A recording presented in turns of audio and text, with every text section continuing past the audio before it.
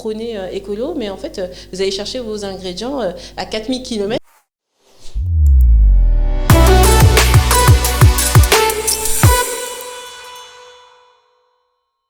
Bonjour Diogo, merci d'avoir accepté de partager ton histoire avec nous.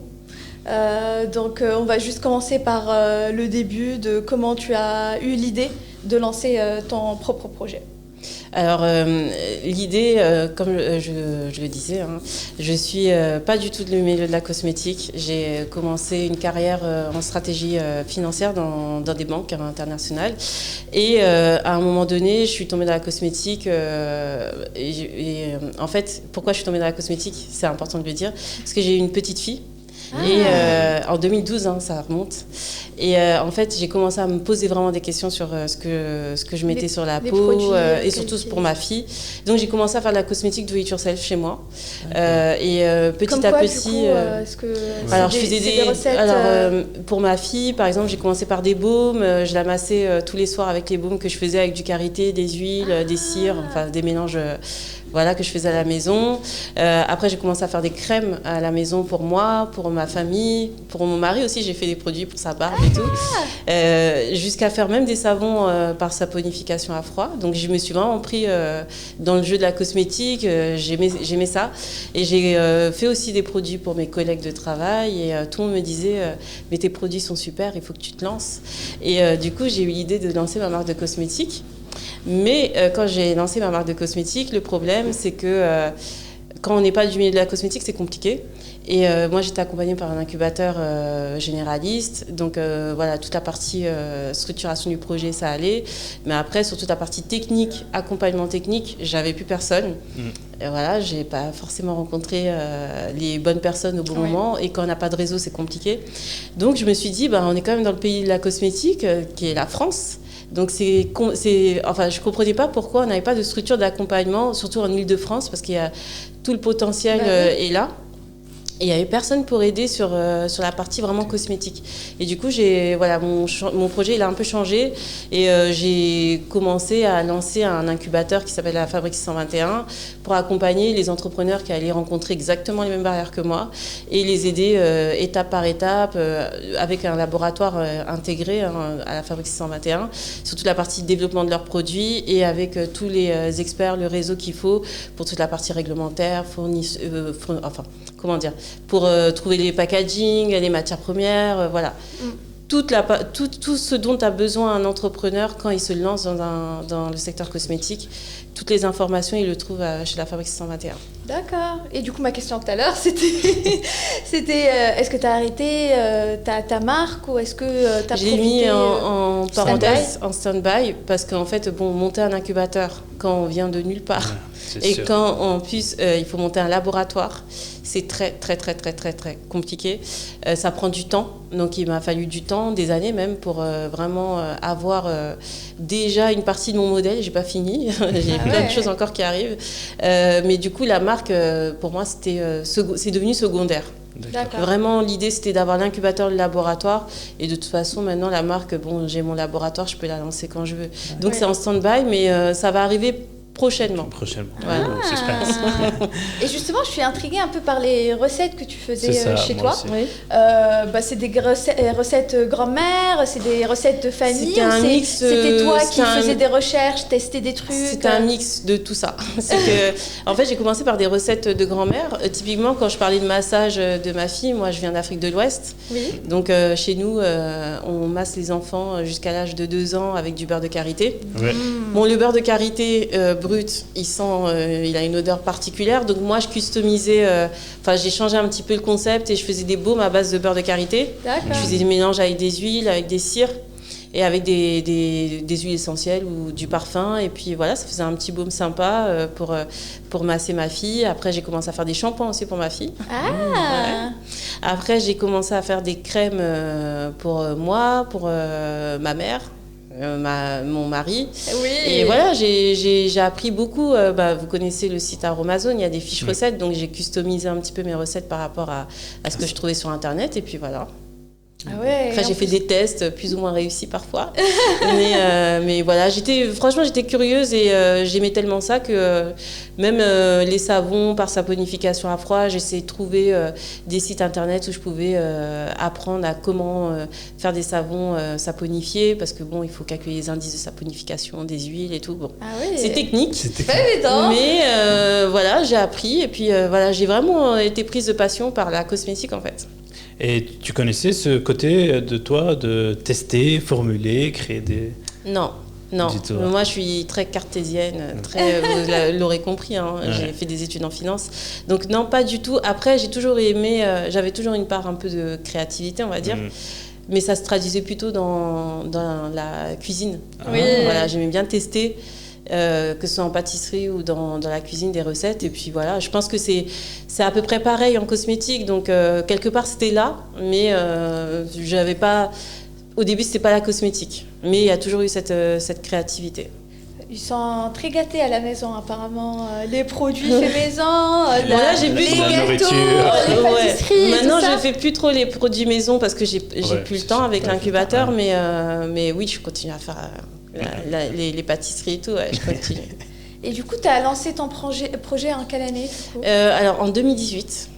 Ok. Donc, ça fait 4 ans. Oui. Au début, pour expliquer un petit peu l'évolution aussi, hein, j'ai lancé un incubateur. On était sur un modèle plutôt de session de 6 mois par groupe de porteurs de projets. Ils étaient entre 5 et 10 porteurs de projets.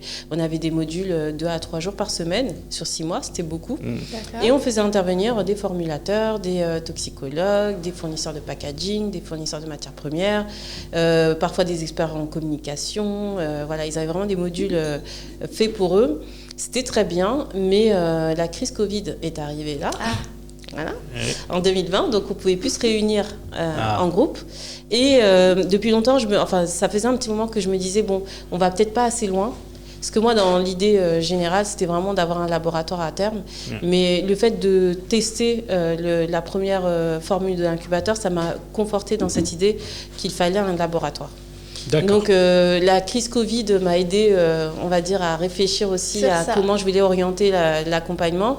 Et en septembre, on a ouvert notre laboratoire. Et du coup, on a ajouté la partie conception de produits, développement de produits. Et aujourd'hui, on a une petite équipe de 3 ingénieurs chimistes qui travaillent sur les produits de tous nos créateurs incubés chez la Fabrique 621. D'accord. Nice. Voilà. Si quelqu'un veut ouvrir un incubateur, c'est très intéressant. C'est quoi la next step? C'était quoi ton next step? Le moment où tu as décidé, OK, je vais créer la Fabrique 621, c'était quoi la next step? C'était faire du réseau. Beaucoup. Parce qu'en fait, c'est le réseau qui fait fonctionner les incubateurs. Et les gens, quand on les accompagne, il faut aussi déjà, c'est nécessaire de les mettre en réseau avec les bonnes personnes, mais aussi il faut du contenu. Donc il faut avoir les bonnes personnes, les bonnes compétences et les bons experts. Et c'est vraiment travailler le réseau. Donc moi, avant même de lancer la première promo, parce que j'ai commencé à travailler sur l'incubateur en 2018, mais la première promo, elle a commencé en 2019. Donc pendant toute cette année-là, 2018, j'ai travaillé sur l'ingénierie de l'incubateur. Donc ça a été chercher des experts. Encore une fois, j'étais pas du milieu de la cosmétique, donc j'ai tapé un peu à toutes les portes. et ça a été aussi de mettre en place un programme qui tienne la route, qui soit cohérent et qui soit intéressant pour les porteurs de projets. Donc ça prend du temps. Et justement, comment faire pour s'entourer d'experts, plutôt déjà de les trouver et de les avoir dans son propre réseau, parce que chacun peut travailler tout seul dans son coin ou avoir leur propre réseau. C'était quoi ton astuce ou tes petites méthodes pour élargir ton réseau du coup Déjà LinkedIn. Beaucoup. Alors à chaque fois que je voyais des personnes, j'ajoutais les gens dans mon réseau tout simplement et je leur envoyais après un message en leur disant voilà, je vais lancer un incubateur cosmétique, voilà, on veut accompagner des entrepreneurs en Ile-de-France, est-ce que ça vous intéresse? Et j'ai eu la chance, il y a eu beaucoup de gens qui m'ont dit que ça les intéressait, donc voilà, donc ça a été assez facile, on va dire, d'avoir l'adhésion des partenaires, parce que c'était un concept qu'on ne voyait pas, qui n'existait pas en Ile-de-France. Et voilà, ils étaient plutôt ouverts à accompagner les porteurs de projets, parce que par ailleurs, ils avaient des sollicitations et qu'ils trouvaient pertinent l'accompagnement. D'accord. Très bien. Mais ça a été vraiment sur LinkedIn où je suis allée. Essentiellement. Après, parfois aussi, j'avais des personnes dans mon réseau qui me disaient tu devrais parler à telle personne et me donner des contacts aussi. Donc il y a eu aussi un petit peu du bouche à oreille. Ouais. Pas d'événements, par exemple, ou de... Des événements au début, pas trop. Très honnêtement. C'est sûr que pendant le confinement, ça s'est mort comme voilà. piste, mais même au début, pas trop, parce que j'ai vraiment fonctionné sur du réseau en mode informel. Après, c'est vrai que depuis 1 an et demi, je suis beaucoup plus dans des événements parce le chemin faisant, les gens entendent parler de la Fabrice 121, donc on m'invite dans certains des événements. Et parfois, moi, je m'incruste aussi dans des événements. Et ça me permet de me faire du réseau. Et voilà, je participe un peu plus aux événements maintenant pour faire parler de la Fabrique 121 et pour développer nos activités. D'accord. Donc, le moment où on a notre réseau, des personnes qui sont susceptibles à accepter d'être dans des mentors, la next step, c'est quoi? C'est de financer tout ça. Parce que les experts, ils donnent aussi, ils donnent du contenu, donc il faut les payer. Donc il a fallu trouver des financements. Ça a été une des parties les plus compliquées. Et c'est une financière qui vous dit ça en plus. Ça a été une des parties les plus compliquées. Mais finalement, j'ai réussi à trouver quand même des financements. Au début, j'ai eu la chance d'être soutenue par la région Île-de-France. D'accord. Mais ce n'était pas suffisant. Donc après, il a fallu aller chercher d'autres financements. J'ai fait beaucoup de financements en fonds propres aussi. Et surtout pour monter le laboratoire. Donc ça a été ça la next step, ça a été surtout le financement et financer tout le programme. Et quels sont les moyens de financement possibles, on va dire? Les subventions au départ, vraiment moi j'ai commencé avec les subventions. Après il y a plein de dispositifs aussi qui existent tels que BPI, la French Tech, des choses comme ça. Bon moi j'ai pas été dans la French Tech parce que à l'époque, encore une fois, c'était en 2018, on était beaucoup sur du numérique, sur les projets supportés par la French Tech. Je sais qu'aujourd'hui, ça a changé. Mais voilà, il y a la BPI, après, il y a tout ce qui est financement bancaire aussi. Parce que, par exemple, pour le laboratoire, il faut financer des machines, il faut faire des travaux. Donc ça passe par les banques. Enfin voilà, il y a aussi des organismes tels que... Alors, je ne sais pas si ça vous parle, le réseau Initiative France, qui fait des prêts d'honneur. Et en fait, c'est un réseau qui existe dans tous les départements en France. Et du coup, ils aident à avoir des prêts d'honneur. Donc, c'est des prêts à taux zéro et qui sont considérés comme des fonds propres par les banques, parce que c'est de l'argent qu'on donne aux associés directement, ou aux porteurs de projets. Oui. Et en fait, l'idée, c'est de compléter le financement bancaire et de faciliter l'accès au financement bancaire. Donc, ils travaillent beaucoup avec toutes les banques. Et en fait, c'est un gage de sécurité pour la banque d'être passé d'abord par un prêt d'honneur. Donc, je suis passée par un peu de tout. Voilà. Okay. Et c'est bien, à un certain moment, il faut... Ouais. Oui, mais c'est bien de savoir qu'il y a plusieurs pistes pour le financement. Exactement. Okay. Après, du coup, la next step. Alors après, comme je disais, on a eu une phase où on était vraiment sur du théorique. Donc après, on a eu 2 sessions comme ça, de 6 mois, où on a été vraiment que sur du théorique. Après, le défi, ça a été vraiment de monter un laboratoire. Et encore une fois, je ne suis pas de la cosmétique, donc... C'était un challenge. Oui. Donc, il a fallu déjà faire les bons travaux pour que le laboratoire il soit fonctionnel. Il a fallu l'équiper. Il a fallu recruter les bonnes personnes. C'était très important pour moi d'avoir des gens qui travaillent sur les projets des porteurs de projets, qui soient engagés, qui aient les mêmes valeurs que ce que porte la Fabrique 621, c'est-à-dire la cosmétique naturelle, engagée, éco-responsable. Et en fait, on ne trouve pas forcément partout un profil, des profils qui partagent exactement les mêmes valeurs et qui soient aussi motivés que moi dans cette démarche-là. Et fort heureusement, j'ai trouvé ma première recrue, elle est à fond dans ces thématiques-là. C'est vraiment un engagement personnel. Et du coup, ça a été le plus difficile, ça a été vraiment de monter le laboratoire et de m'entourer des bonnes personnes dans le laboratoire. Maintenant, c'est chose faite. Ok, ça c'était... C'était en 2020, fin 2020, début 2021. Voilà, et depuis, on tourne à plein régime. Et on essaie d'agrandir l'équipe.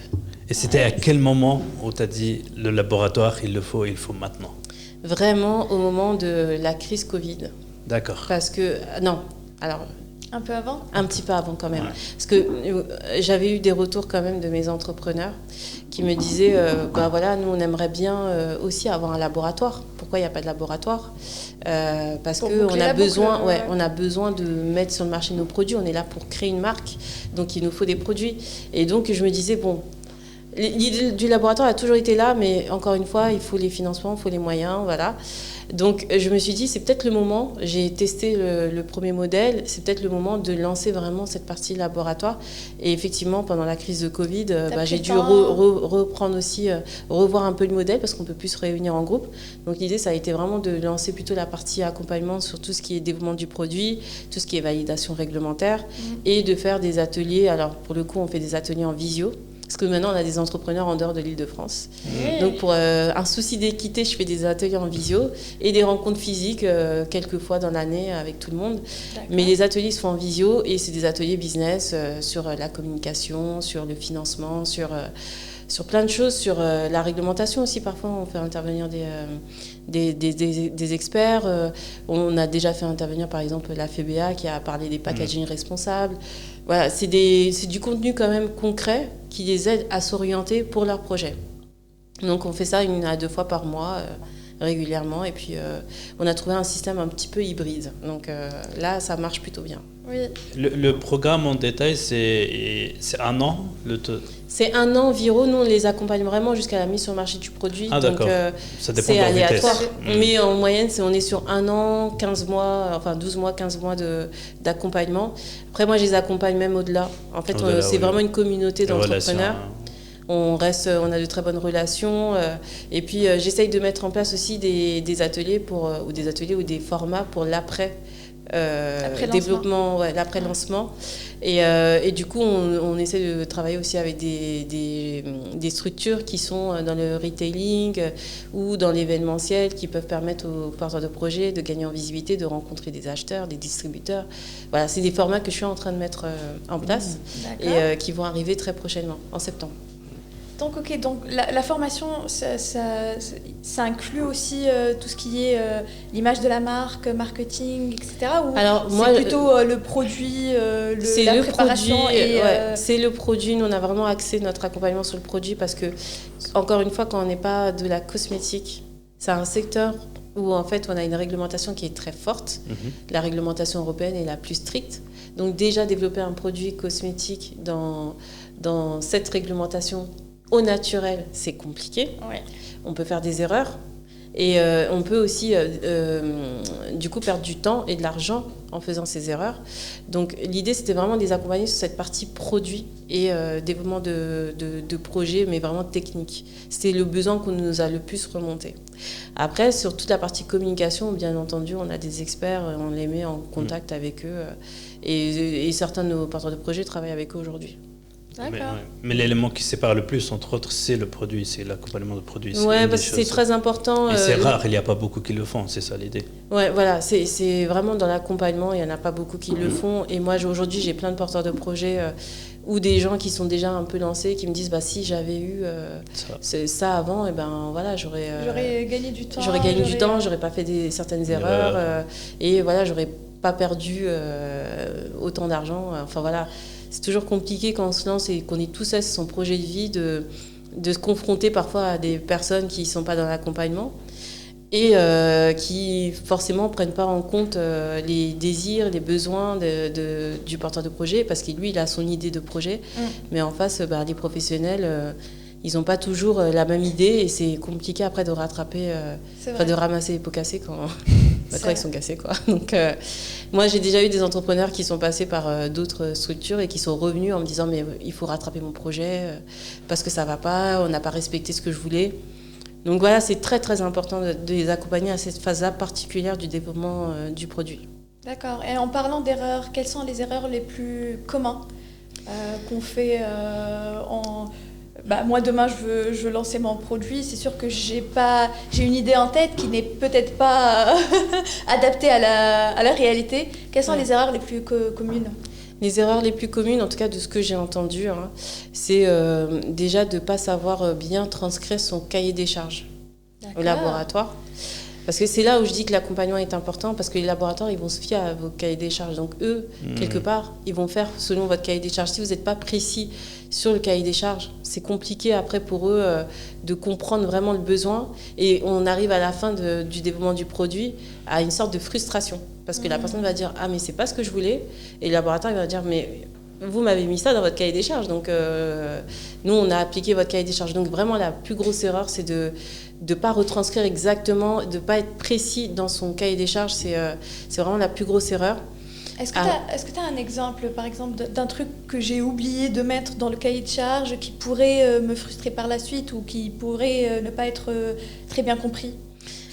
Par exemple, moi j'ai déjà vu des entrepreneurs, moi dans l'accompagnement souvent je les challenge sur leur cahier des charges parce que souvent il y en a qui viennent avec un cahier des charges qui est quasiment vide. Nous on leur fait toujours remplir un cahier des charges et souvent il faut revenir sur le cahier des charges parce que parfois ils disent « Ah oui mais en fait je voulais être bio ».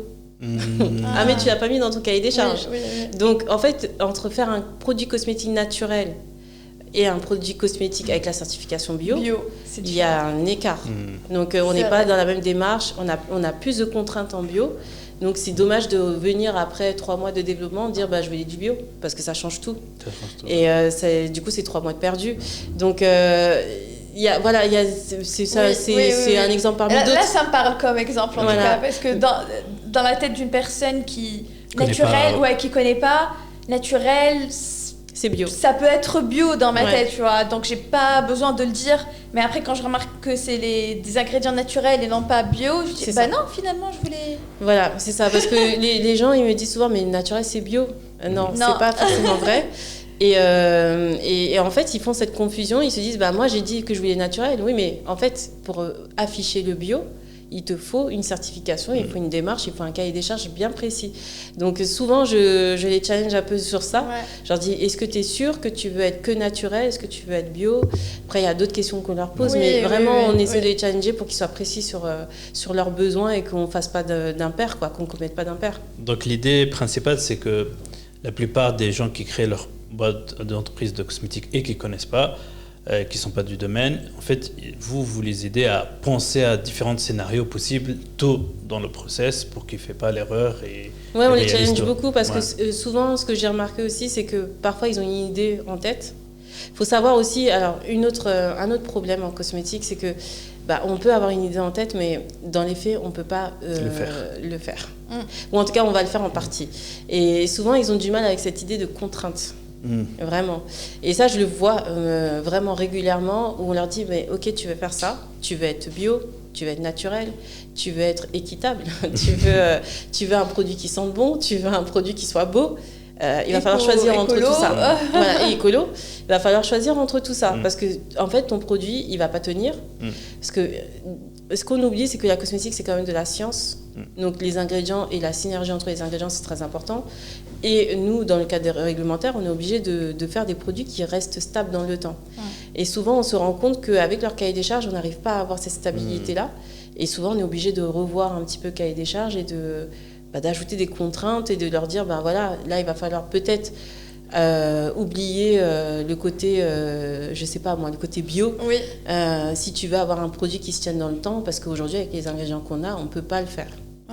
Donc, c'est toujours des discussions très longues pour expliquer ça.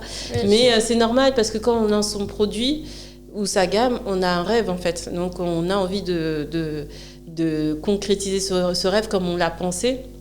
Après, il y a la réalité aussi du terrain et il faut trouver le juste milieu entre le rêve et la réalité. Et la réalité. Justement, en parlant de ta marque que tu voulais créer, tu as commencé chez toi avec des DIY. Donc, justement, tu réfléchis pas à la stabilité dans le temps. Donc, on fait un mix, on l'utilise et c'est bon. Est-ce que tu as eu justement pas des chocs, mais plutôt des reality checks, on va dire, quand tu as voulu produire ton propre produit, on va dire? Alors, j'ai pas eu. Alors, au début, quand je voulais lancer ma marque de cosmétiques, ce qui m'avait le plus choqué ou frappé, c'était la lourdeur de la réglementation cosmétique. Parce que quand on fait des cosmétiques à la maison, encore une fois, c'est pour soi et pour, à la limite, son entourage. Mais on se rend pas compte, c'est pas les mêmes process, c'est pas la même rigueur que quand on va vraiment être soumis à la réglementation européenne. Donc vraiment le premier choc, ça a été de voir en fait qu'il y avait autant de tests demandés et autant de contraintes par rapport aux ingrédients. Il y a vraiment beaucoup de choses à savoir sur la réglementation. Donc ça m'a vraiment... c'est pour ça que j'ai créé l'incubateur. Hein. Ça m'a vraiment choquée. Je me suis dit, mais ça, je ne le savais pas. Et on ne trouve personne pour nous accompagner sur cette partie-là. Et ce qui m'avait aussi un peu... aujourd'hui, c'est plus dans le laboratoire ce qui me choque. Mais c'est parce que oui, dans notre process, c'est toujours en fait à peu de choses près, on peut avoir un produit qui n'est pas stable, même à 2 mois et demi. Alors, pour vous expliquer un petit peu techniquement, grosso modo, quand on fait un produit cosmétique en laboratoire, nous, on va faire des tests sur 3 mois dans une machine qu'on appelle une étuve, c'est un espèce de four, voilà. On met à 40 degrés, on teste le produit pendant 3 mois. Ça équivaut à 36 mois de vie réelle. Une machine de temps, genre. Voilà. Ok. Donc, c'est un accélérateur de temps. Et en fait, on est obligé d'aller jusqu'aux 3 mois pour valider la stabilité. Donc, le produit, il ne doit pas changer. Enfin, il peut changer un petit peu, mais il ne doit pas changer drastiquement pendant les 3 mois. Donc, on fait des checks réguliers. Et même à 2 mois et demi de stabilité, si on a le produit qui change complètement, on est obligé de tout recommencer. Ça, c'est quelque chose que j'ai toujours du mal à intégrer. Mais la réglementation veut ça. Moins un jour, si ça non, moins un jour, ouais. Si, on pourrait. Mais en fait, ça m'est déjà arrivé, c'est pour ça que je vous le dis, hein, ça nous est déjà arrivé d'être à 2 mois et demi de stable. On se dit, c'est bon, on va valider la stable. Et en fait, pas du tout. Pas du tout. Le produit change du jour au lendemain et du coup, on est obligé de tout recommencer. Ah là là, mais c'est frustrant du coup. C'est frustrant pour nous. C'est frustrant pour les entrepreneurs parce que c'est encore 3 mois qu'ils vont prendre et qui décalent tout le calendrier. Donc ça c'est quelque chose que j'ai encore du mal avec, mais c'est la loi, c'est comme ça, on est obligé de faire avec. Mais avec le temps, on apprend ce qui fait que ça donne ce résultat-là, je pense, pour l'éviter dans le futur. On a toujours des surprises. Parce que ça bouge tout le temps. Parce que les ingrédients changent, en fait. C'est un problème qui est arrivé une fois. C'est très marginal. On a la plupart du temps, dans 90% des cas, on a des stables qui sont validés au bout des 3 mois. Après, ça dépend des produits. Il y a des produits qui sont plus instables que d'autres. Et du coup, c'est un peu aléatoire. Un coup, ça va marcher. Enfin, c'est pas que c'est aléatoire, mais selon la combinaison des ingrédients, un coup, on va avoir quelque chose qui est stable. Un coup, il y a des ingrédients qui vont interagir et qui vont changer la stabilité. Et on est obligé d'ajuster et de revoir la formule justement pour rendre plus stable le produit, quoi. D'accord. Donc, on a toujours des surprises. C'est sûr, 100%. Est-ce qu'il y a des ingrédients qui sont très difficiles à travailler avec ? Des ingrédients très difficiles à travailler avec, j'ai envie de dire des ingrédients qui sont un peu forts. Parce qu'en plus, nous, nos entrepreneurs, comme ils sont sur du naturel, forcément, ils sont sur des produits qui sont bruts. Oui. Donc, en fait, les produits bruts, ça sent parfois. Des fois, ça sent bon. Hein, l'huile de noisette, ça sent bon. Oui. Parfois, on a des huiles... moi, il y a une huile que je déteste l'odeur, c'est l'huile de cameline. Elle sent très mauvais. Et en fait, elle est efficace. Elle est très efficace, mais elle sent mauvais. Et donc, en fait, après, le challenge, c'était vraiment de trouver l'harmonie entre les ingrédients, l'odeur... l'odeur des ingrédients et l'odeur du parfum qu'on va intégrer. D'accord. Et que ça soit harmonieux et que ça soit pas contradictoire. Parce que parfois on peut mettre une base parfumée et ça va donner une senteur encore pire qu'avant. Donc en fait le challenge aussi c'est de trouver le juste accord entre la base parfumée et le produit, les ingrédients. Mais il y a des ingrédients qui sont plutôt neutres et il y en a d'autres qui sont plus odorants en fait. Donc et souvent, c'est les produits bruts. D'accord, c'est difficile de travailler avec les produits naturels, en gros. Produits bruts, ouais. En plus, la complexité avec les produits bruts, c'est que selon les saisons, les odeurs ne sont pas les mêmes. C'est la nature. Hein. Ouais. Donc, je reprends l'exemple de l'huile de noisette. Je vais commander une huile de noisette aujourd'hui en 2022. Elle va sentir à peu près, légèrement la noisette. 2023, je peux avoir une huile qui sent très fort la noisette. Donc il y a aussi ça qui peut choquer parfois parce qu'on n'a pas une uniformité du produit, de l'ingrédient et ça peut changer le produit final en termes olfactifs ou même en termes de couleur. On a des huiles, je prends un autre exemple, là, on utilise de l'huile de framboise. L'huile de framboise est très orange parfois et parfois elle est rose pâle. Donc, quand on l'utilise dans une crème, et ben, la crème, elle peut virer au jaune orangé ou elle peut être blanc cassé parfois. Ça dépend. Et donc, il faut s'adapter. Ça, c'est dur dans la production dans le futur. Je prends une crème, j'ai l'habitude de l'avoir en blanc salo, rose, et la prochaine fois je l'ai en orangé, je vais dire qu'il y a un problème. Il y a un problème, ouais. Alors après, ça a un positionnement. Ouais. Parce qu'aujourd'hui, on a toujours les produits bruts, on peut les trouver en version retravaillée, donc raffinée.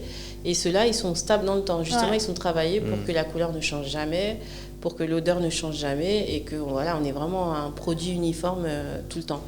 Seulement, après, on perd un peu les propriétés des matières premières, en faisant ces process de raffinage. Oui. Donc, en fait, aujourd'hui, le positionnement de plus en plus d'entrepreneurs, c'est de se dire, OK, les produits bruts, ils changent, mais c'est la nature. Et moi, je vais en faire une force dans mon storytelling. Et je vais raconter à mes consommateurs que si ça sent un peu plus la noisette, c'est parce que, justement, la nature fait son travail et que d'une année à l'autre, on n'a pas la même odeur et c'est tout à fait normal. Et c'est de rééduquer un peu le consommateur. Oui, c'est sûr que si on est en tant que consommateur rassuré, c'est sûr que ça va. Parce que moi, si je regarde, je dis qu'est-ce qui se passe en fait, et on me dit non, c'est normal, en fait c'est la couleur. C'est ça. Là, je suis rassurée, je peux utiliser. Sinon, je vais être un peu parano, je vais dire je vais mettre ça sur le visage. C'est ça. Pas, tu vois. Mais c'est exactement. Un choix qu'il faut faire. C'est un choix, ouais. Une communication très ouverte avec le consommateur. Exactement. Après, ils sont pas tous encore prêts à faire cette communication, mais il y en a certains qui prennent ce parti-là. Plus que d'autres. Ouais. D'accord. Et généralement, comme quelqu'un qui veut créer sa boîte de cosmétiques, qu'est-ce qui est mieux que lui, il fait la recherche des ingrédients, il crée toute sa liste des ingrédients, après il parle avec les labos, ou il y a un autre moyen plus efficace pour ne pas perdre beaucoup de temps. Souvent, moi, les entrepreneurs, ils viennent, ils me disent « Ah, mais j'ai mes fournisseurs ». Je dis « Ok, très bien ». Mais la première étape quand on crée un cosmétique, c'est de savoir, dans la réglementation, on va vraiment analyser tout de A à Z, de l'ingrédient jusqu'au produit fini. Le réglementaire, tout simplement, il va demander certains documents par rapport aux ingrédients. Et à chaque fois, je leur dis, est-ce que vous êtes sûr que votre fournisseur est capable de nous donner ces documents-là ? Parce qu'au final, derrière, c'est votre dossier qui va être refusé si vous ne les avez pas. Et souvent, ils disent « Ah ben non, je ne sais pas. » Et du coup, nous, on leur dit « Nous, on peut sourcer pour vous. » La plupart du temps, et même quasiment tout le temps, on source les ingrédients pour eux, selon leur cahier des charges, parce que, justement, nous, on travaille avec des professionnels, donc on sait qu'eux, ils auront tous les documents nécessaires. Et c'est une sécurité pour eux, et c'est aussi un problème en moins pour eux que plutôt d'aller chercher eux-mêmes les fournisseurs, taper à des portes et se tromper, quoi. Donc moi, je préconise toujours de quand même faire confiance au laboratoire parce qu'ils travaillent avec beaucoup de fournisseurs et des fournisseurs, pour le coup, qui sont professionnels et vous êtes sûr qu'il n'y aura pas de problème au niveau réglementaire. D'accord. Et les personnes qui ont leurs propres fournisseurs, c'est qu'ils ont commencé, ils ont lancé une partie de ou ils ont préparé une partie de leurs produits, et ensuite ils sont venus vers... Alors non, pas du tout. Des fois, c'est des gens qui ont un concept. Des connaissances. Je vais donner un exemple. Moi, j'ai eu beaucoup d'entrepreneurs qui m'ont dit, moi, je veux mettre en avant des produits qui viennent de mon pays d'origine. Ah oui. Et j'ai vu des coopératives avec lesquelles j'ai envie de travailler et je veux me fournir chez ces coopératives. Et dans ce cas-là, en fait, ils n'ont même pas l'idée du produit déjà, qu'ils ont l'idée des ingrédients qu'ils veulent intégrer et avec qui ils veulent travailler. Et souvent, je leur dis, écoutez, c'est très bien de vouloir travailler avec des coopératives, mais il va falloir les accompagner dans la démarche réglementaire pour que vous ne soyez pas bloqués à la fin. Et ça a un coût, Ça a un coût d'accompagner aussi des coopératives à avoir toute la partie réglementaire. Donc souvent, le compromis qu'ils trouvent, c'est qu'au début, ils passent par des fournisseurs que nous, on leur conseille, mais ils accompagnent en parallèle les coopératives et après, ils basculent sur... ils repartent vers les coopératives pour les matières premières qui veulent travailler avec elles. D'accord. Et il y a un moment où vous voyez parfois quelqu'un qui va créer sa propre entreprise de cosmétiques, vous dites il vient, mais son idée n'est pas assez mature. Ça m'arrive tous les jours. Tous les jours, j'ai des entrepreneurs, parce qu'en plus, j'ai mis mon numéro de portable sur mon site, donc tout le monde m'appelle. Et souvent, il y a des entrepreneurs qui me disent j'ai une idée. Je dis ok, bien. Très bien. Mais une idée, ça ne fait pas vivre une boîte. Enfin, c'est l'embryon, mais après, il faut avoir une stratégie derrière. Est-ce que tu as une étude de marché? Ah non, je ne l'ai pas encore. Et moi, je refuse de travailler... pour le porteur de projet, je refuse de travailler avec quelqu'un qui n'a pas encore d'idée de son marché, de sa clientèle cible et de comment il va monter sa stratégie, parce que tout simplement, on ne peut pas développer un produit qui soit à côté de la plaque par rapport à ce qu'attend un consommateur. Donc il faut connaître sa cible, il faut connaître son marché, il faut savoir aussi à quel prix vous allez le vendre, parce que tout ça, ça compte aussi dans le développement d'un produit. On ne va pas acheter les mêmes matières premières en fonction du prix aussi final auquel on va vendre le produit. Donc je leur dis toujours, il faut une étude de marché. Il faut que vous vous structuriez sur votre projet. Et une fois que vous avez vraiment un projet structuré, là, on peut vous accompagner. D'accord. Et du coup, est-ce que pour ton choix des marques avec lesquelles tu veux travailler, parce que vous avez vous avez vos valeurs dans la société, est-ce qu'il faut que les valeurs des personnes qui travaillent avec vous matchent vos valeurs ou vous travaillez avec tout le monde? Oui. C'était attendu, mais j'ai posé la question quand même. Oui, forcément, parce que moi, à la base, je suis une personne, je porte des valeurs quand même. Je me sens préoccupée par l'état de notre planète, donc la valeur environnementale est très importante pour moi. D'ailleurs, pour la petite histoire, ma première marque de cosmétiques que je voulais lancer à l'époque, c'était une marque de cosmétiques zéro déchet, donc des produits solides. Donc, mais en mettant, qui mettait en valeur des matières premières qui venaient d'Afrique de l'Ouest, étant originaire d'Afrique de l'Ouest. Bon, ça c'était une petite parenthèse. Mais en fait, c'est des valeurs. Les savants et voilà. tout. Et c'était des valeurs, en fait, c'est des valeurs que je porte toujours, que je portais dans ma volonté de lancer une marque de cosmétiques, et qui pour moi, en fait, l'environnement, le côté social équitable et la naturalité, c'est très important, parce qu'aujourd'hui, avec tous les scandales qu'on a entendus sur les perturbateurs endocriniens, sur tous les ingrédients un peu polémiques, on sait que la cosmétique a un impact sur la santé, donc ça c'est important aujourd'hui d'avoir un souci aussi de sécurité par rapport aux consommateurs et de lui proposer des produits sains. Ça c'est vraiment quelque chose sur lequel je ne dérogerai jamais. Après il y a aussi la partie environnementale où on se dit comment on va sourcer nos matières premières? Est-ce que j'ai un impact sur l'environnement? On n'a qu'une planète, donc il faut se poser ce genre de questions. Et surtout, quand je vais acheter un produit cosmétique, un ingrédient cosmétique quelque part dans un pays, c'est pas forcément en France, ça peut être dans un pays du Sud, est-ce que les personnes vivent bien, sont correctement rémunérées avec l'achat que je fais? C'est pas évident. C'est pas évident. Mais je travaille dessus en ce moment. Ça, c'est un autre projet que je suis en train de développer sur la partie plus en amont, sourcing des matières premières, où on va essayer de trouver des matières premières et instaurer un mode de partenariat équitable pour assurer aussi que le producteur soit correctement rémunéré et que la chaîne de valeur soit assurée de bout en bout. Donc ces questions-là, pour moi, elles sont indispensables. Donc la santé, l'environnement... Et le côté social, très très important. Et le côté social. Ouais, responsable, très important. Donc toutes les marques qui travaillent avec toi doivent avoir suivre. Au moins un des trois. Voilà. Pas les trois, parce que bon, des fois, chacun a son projet, mais au moins un des trois, vraiment. D'accord. Et comme manager d'un labo, qu'est-ce que la plupart des choses que tu penses que les entreprises de cosmétiques ne réalisent pas dans leur relation avec labo cosmétique? C'est toute la partie technique. Et en fait, que tout le monde ignore. Mais beaucoup. Et je pense même qu'il y a quelque chose à faire par rapport à la sensibilisation du grand public par rapport à la partie technique en cosmétique.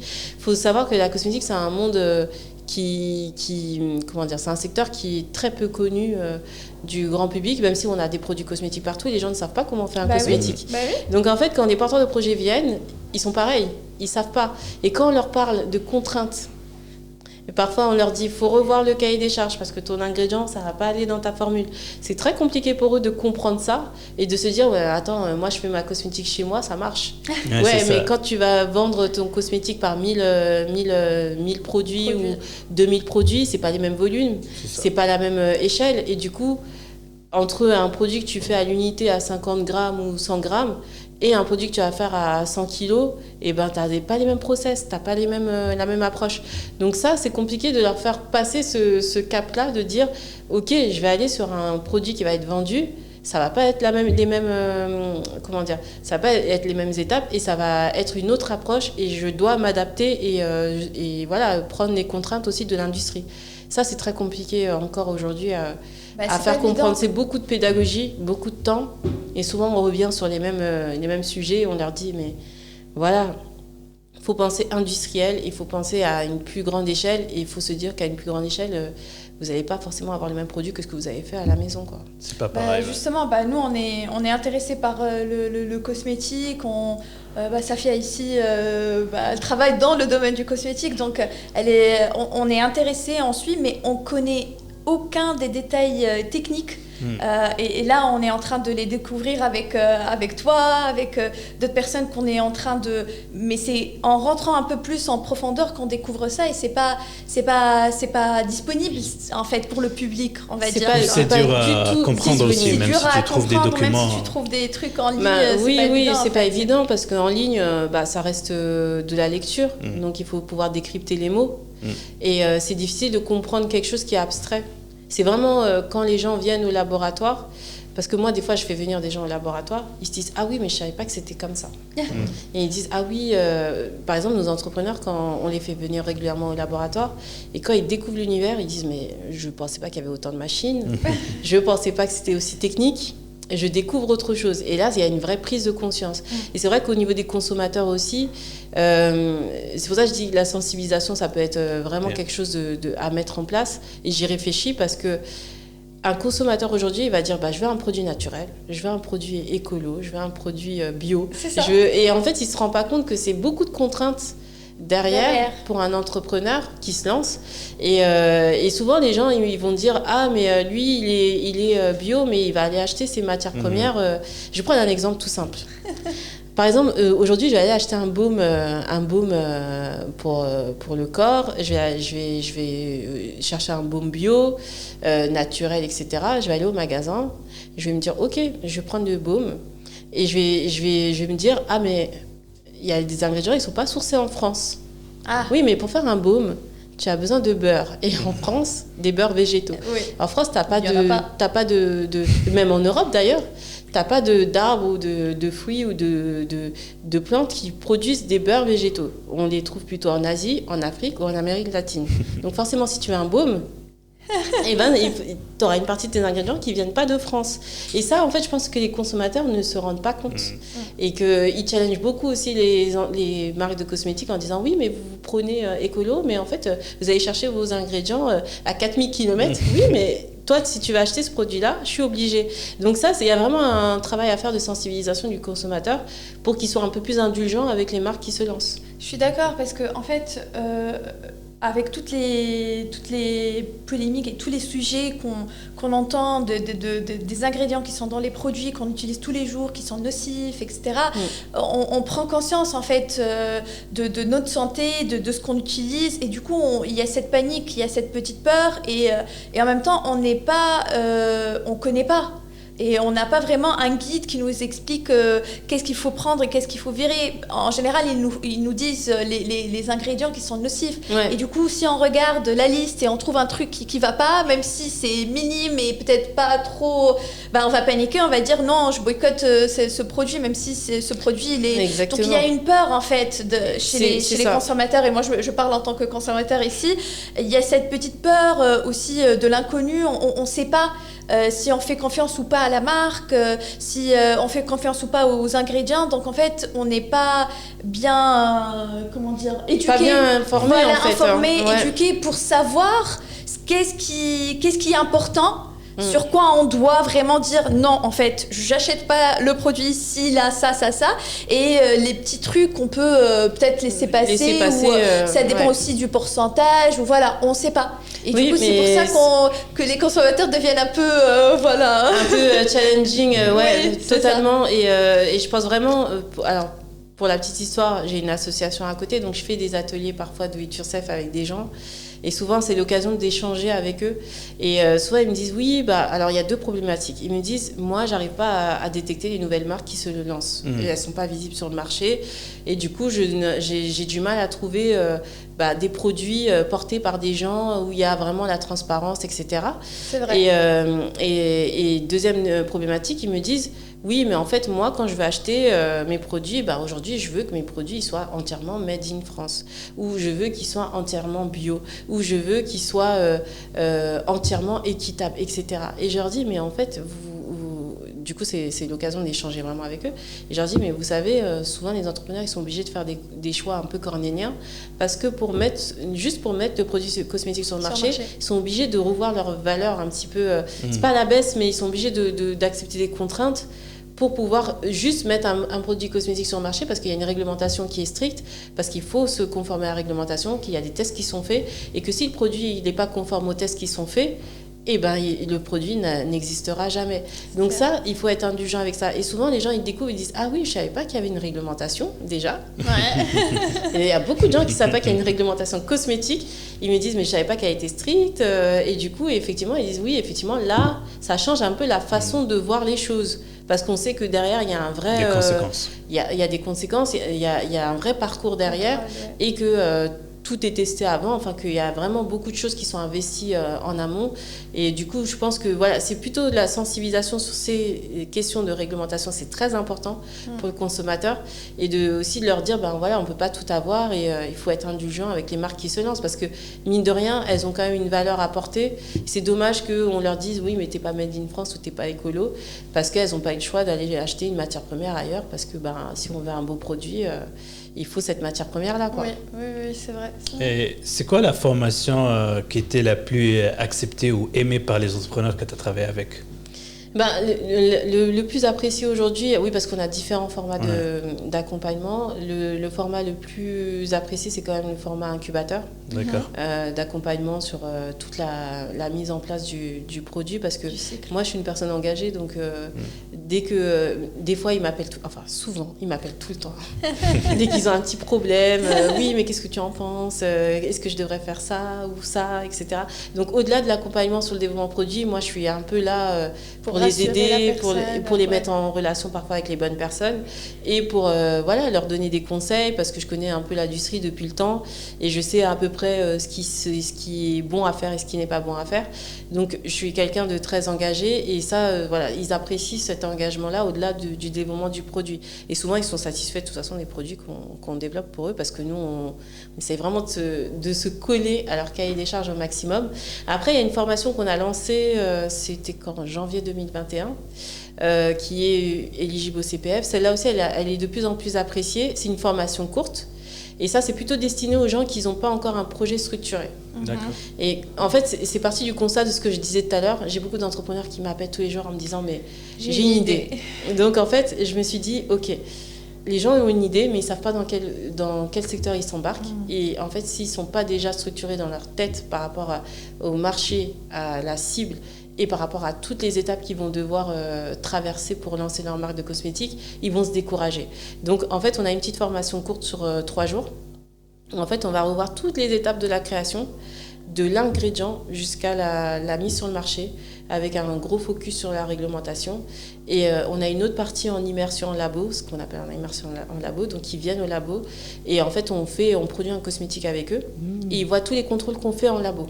Et du coup, ils se disent « Ah oui, je ne savais pas que c'était comme ça. » Et du coup, ils disent « Ok, maintenant, je sais comment je vais mener mon projet et comment je vais le séquencer en termes de budget, en termes d'étapes et de temps. » Et ils me disent « Voilà, moi, ça me donne une feuille de route plus claire que ce que je pensais. » Donc ça, ce format aussi, il est de plus en plus apprécié. D'accord. Il y a plus le côté accompagnement qui cherche. L'information, elle est toujours là d'une manière ou d'une autre, mais le fait de l'accompagner, de savoir l'information au bon moment, au bon période, je pense que c'est ça qui est clé. Exactement. Et vraiment, sur cette partie formation courte, c'est vraiment en amont de tout projet, en fait, voilà, exactement. Ouais. Et ça permet vraiment de se dire, ok, mon idée, elle est bonne, maintenant je vais la structurer, parce que je sais qu'il va falloir que j'investisse de l'argent, donc il faut que j'aille chercher des financements, voilà. Et il faut aussi que je sois sûre de mon public, parce que je vais investir de l'argent aussi. Ouais. Donc il faut que mon produit se vende derrière. Et tout de suite, il passe dans une autre dimension. Entre ce que je fais à la maison et qui me plaît, et ce que je vais vendre et ce qui va plaire aux autres, il y a quand même un écart. Sera adapté au marché. Donc c'est vraiment, moi j'ai beaucoup de retours sur cette formation-là. Ils me disent vraiment, ça m'a fait passer dans une autre dimension parce que je comprends mieux maintenant que je vais créer une entreprise et qu'il faut que je pense aussi marché, business, etc.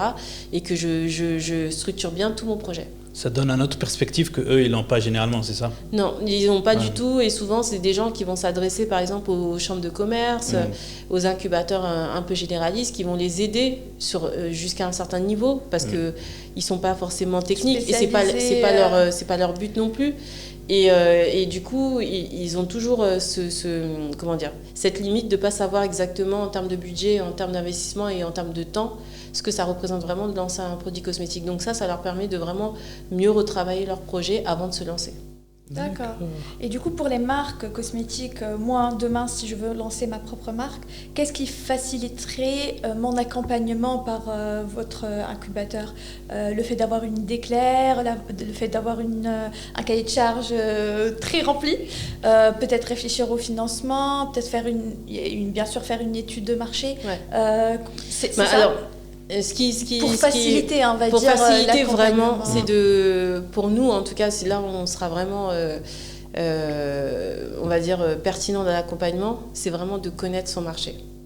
Si on connaît le marché, si on sait exactement ce qu'on veut proposer aux consommateurs, on sait exactement ce qu'on va développer au laboratoire et on peut, même s'il y a des challenges parfois, on sait qu'on a un objectif et qu'on sait à qui on va s'adresser et quelle est l'efficacité qu'on recherche.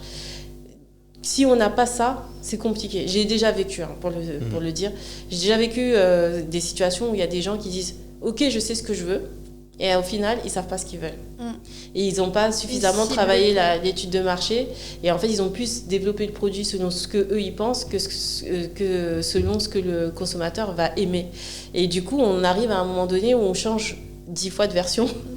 Et c'est compliqué en fait. Et du coup, c'est vraiment important d'avoir cette idée de l'étude de marché en amont. Bref, forcément, les financements aussi, c'est important de les avoir. Et juste pour simplifier, pour les gens qui connaissent théoriquement c'est quoi l'étude de marché?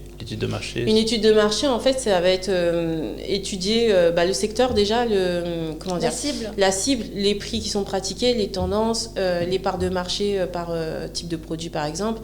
Il y a d'ailleurs une étude de marché qui existe, ça c'est une petite astuce, à la bibliothèque François Mitterrand. Il y a un secteur où il y a toutes les études de marché par secteur. Et il y a celui de la cosmétique, donc on peut aller se consulter sur place et il y a beaucoup d'informations. Vraiment, ils ont tout le temps les dernières études de marché faites par les Échos. Et en fait, il y a beaucoup d'informations sur le secteur. Donc, il y a déjà beaucoup de chiffres qu'on peut avoir par rapport au prix, par rapport au secteur qui marche bien, par rapport à ce qu'attendent les consommateurs, vers quelle tendance va le secteur cosmétique. Est-ce que le naturel, le solide, le cosmétique en poudre, il y a toutes ces infos-là. Donc ça permet déjà de cadrer et de savoir. Vraiment, c'est à la Bibliothèque nationale François Mitterrand. Donc, si les gens sont intéressés. Voilà, il y a un secteur où il y a que des études de marché, on peut aller consulter sans problème. Et après, il y a aussi l'enquête de terrain. Il faut aller voir les gens, leur poser des questions, proposer des questionnaires et voir ce qui ressort. Moi, je dis toujours aux entrepreneurs, aujourd'hui, on est à l'ère des réseaux sociaux. Il y a plein de gens qui envoient des études de marché sur les groupes, les gens se prêtent au jeu et répondent. Donc ça fait quand même du chiffre, enfin c'est une bonne base. Moi j'ai un entrepreneur, il a lancé son étude de marché au tout début, il a réussi à avoir 1000 réponses sur son étude de marché, donc ça lui a donné une idée très claire de ce que les gens voulaient ou pas, et quel prix ils étaient prêts à mettre dans son produit, dans son futur produit, et du coup ça lui a permis de calibrer vraiment tout le développement produit derrière. D'accord. Très bien. C'est bien de savoir. C'est plein d'informations. Des détails, d'astuces. Vraiment parfait. Tant mieux. Très bien. Et du coup, comme maintenant, après toutes ces années, donc tu as essayé de lancer ta marque, après tu as shifté vers ce projet d'incubateur avec le laboratoire et tout. T'aurais fait quoi un peu différemment si tu t'aurais eu le temps de remonter un peu dans le temps Ouais, c'est dur, avec ta machine. Il y a plein de choses que j'aurais fait peut-être différemment. Par rapport à la marque ou par rapport à l'incubateur? Non, par rapport à la marque, je pense que j'aurais pas fait différemment parce que c'est ce qui m'a mené à la fabrication interne. Donc, quelque part, c'était que ça devait se passer comme ça. Maintenant, il y a des choses que j'aurais fait différemment. Je pense que j'aurais plutôt misé sur le laboratoire au début. C'était vraiment l'élément le plus important. Le cœur. Plutôt que de lancer deux sessions en théorique qui finalement, bon, ça a été... enfin, moi, j'ai tiré pas mal de leçons, j'ai appris beaucoup de choses. Ouais. Et mine de rien, ça m'a permis aussi d'apprendre beaucoup sur le secteur de la cosmétique. Mais c'est vrai que si je devais refaire quelque chose, j'aurais lancé directement le laboratoire. Le laboratoire. Ok. Et quel était le moment le plus gratifiant pour toi tout au long de ton parcours? Le moment le plus gratifiant. Ou les plus. À part maintenant avec nous. Justement, tu m'enlèves les mots d'abou, j'allais dire oui. Non, mais alors, les moments les plus gratifiants pour moi, c'est vraiment quand j'ai un entrepreneur qui me dit, au bout du chemin, entre guillemets, qui me dit merci pour ton accompagnement parce que c'est vraiment ce dont j'avais besoin. Moi, c'est ce qui est le plus gratifiant. Oui. Et quand je vois certains entrepreneurs qui partagent sur les réseaux et qui font un retour d'expérience, il n'y a pas longtemps, il y a une de nos entrepreneuses qui a fait des stories en expliquant comment elle avait accompagné. Et là, en fait, je ne savais pas. Wow. Donc, j'ai découvert des stories comme ça. Et je me suis dit, ah là, vraiment, c'est gratifiant parce qu'on se dit, tout ce que j'ai donné, tout l'accompagnement, finalement, a été utile. Et voilà, les gens sont satisfaits, c'est le plus important. Oui, j'avoue. Ouais, quand on sent qu'on a donné une valeur ajoutée, c'est ça. Exactement. Et là, on se dit, je me suis pas trompée. Voilà, c'est vraiment les moments les plus gratifiants, c'est ça. D'accord. Et pour moi, c'est la dernière question. Qu'est-ce que tu espères voir dans 10 ans avec ton projet? Alors, après, si c'est 10 ans, loin à 5 ans. Avec mon projet, où est-ce que je me projette en fait? C'est ça. Moi, j'aimerais bien... Alors, j'ai plein de projets en cours. Ouais. Donc, j'aimerais bien déjà agrandir le laboratoire. C'est quelque chose sur lequel on est en train de travailler. Voilà. Et j'aimerais bien aussi, au-delà de ça, agrandir... en fait, dans 10 ans, avoir une vraie communauté d'entrepreneurs.